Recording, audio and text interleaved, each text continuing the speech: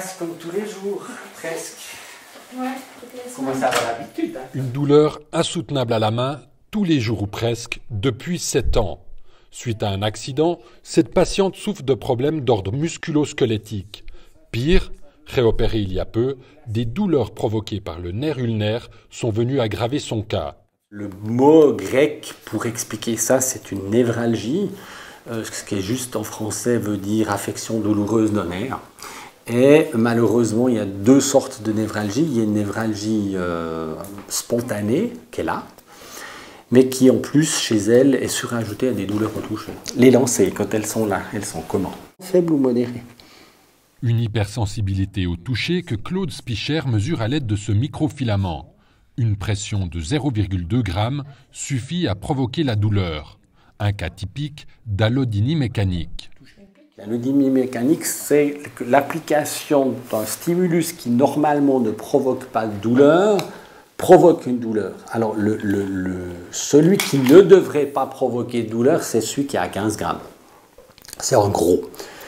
Et comme on ne peut pas la toucher encore avec des gros monofilaments comme ça, parce que le post-effet est épouvantable, on prend le plus petit qui provoque la première douleur. Et chez elle, c'est un orange. Donc en fait, on a un arc-en-ciel des douleurs.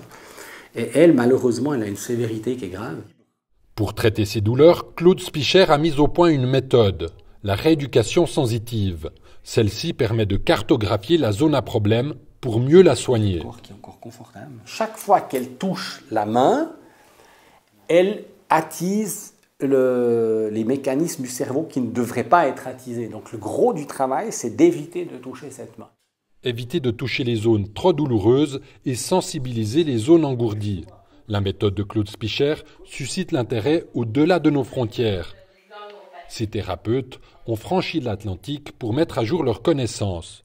Ici, c'est intéressant parce qu'on se regroupe plusieurs éducatrices sensitives ou éducateurs de partout dans la francophonie, dans le monde, pour venir faire un module plus avancé, complémentaire, pour parfaire notre formation. Dans nos milieux, on n'est pas tout le temps plusieurs pour pouvoir échanger. Fait que d'avoir ce principe-là de pouvoir échanger sur des sujets qui sont peut-être un petit peu plus, on dirait ici au module 4, un petit peu plus complexes. Dans les cas un petit peu plus complexes, on est capable d'aller échanger. C'est ça que moi, j'ai cherché de plus ici. C'est vrai que c'est assez fascinant de voir toutes ces interactions qui se passent. Et je peux le dire, c'est une immense joie quoi, de voir ça. C'est quand même 16 ans de travail. 16 ans de travail en collaboration avec l'Université de Fribourg.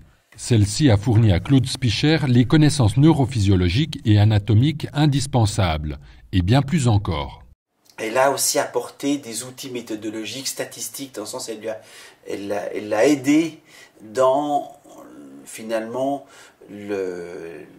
la manière d'analyser ses résultats, dans la pertinence des questions à poser, donc à lui donner finalement une dimension plus scientifique. Malgré cette reconnaissance, cette nouvelle méthode doit encore gagner ses galons. Malheureusement, ce n'est pas assez connu. Je dis malheureusement parce que cliniquement, on voit les résultats que nous avons, mais dans le monde actuel de ce qui est juste et bon de faire, eh bien, ça prend des preuves robustes et solides, donc avec des études scientifiques d'un certain type qui n'ont pas encore été faites. C'est une question de temps. Personnellement, moi, je travaille surtout avec les gens qui ont eu des brûlures, avec les grands brûlés en réadaptation. Puis, on a fait un case series, ce qu'on appelle. On a utilisé la méthode sur 17 patients grands brûlés qui présentaient des douleurs neuropathiques avec lesquelles on a appliqué la méthode. On a eu d'excellents résultats. On peut dire que c'est une méthode qui a fait ses preuves en rééducation. Comme dans toutes les techniques de rééducation, il y a des situations où ça marche mieux et des situations où ça ne marche pas. Ce n'est pas la personne douloureuse qui doit s'adapter à la méthode, c'est la méthode qui doit être une option, par exemple, que l'on sait favorite dans certaines situations. Il est vrai que nous sommes des pionniers et qu'il y a la résistance au changement, c'est certain. Mais je ne vais surtout pas pleurnicher parce que finalement, je suis fier de dire que mon centre a reçu des patients qui ont été référés par 500 médecins. Donc on travaille avec 26 cantons. Et c'est sûr que à ce niveau-là, donc je pense que c'est quand même à un moment donné une des manières de montrer que le système y fonctionne. Et des patients potentiels, il y en a. 7% de la population développe des douleurs de type neuropathique. Pour de nombreux patients, la rééducation sensitive représente l'espoir de mettre un terme à un trop long calvaire. Merci beaucoup. Merci d'être venu. Merci à vous. À bientôt. Merci.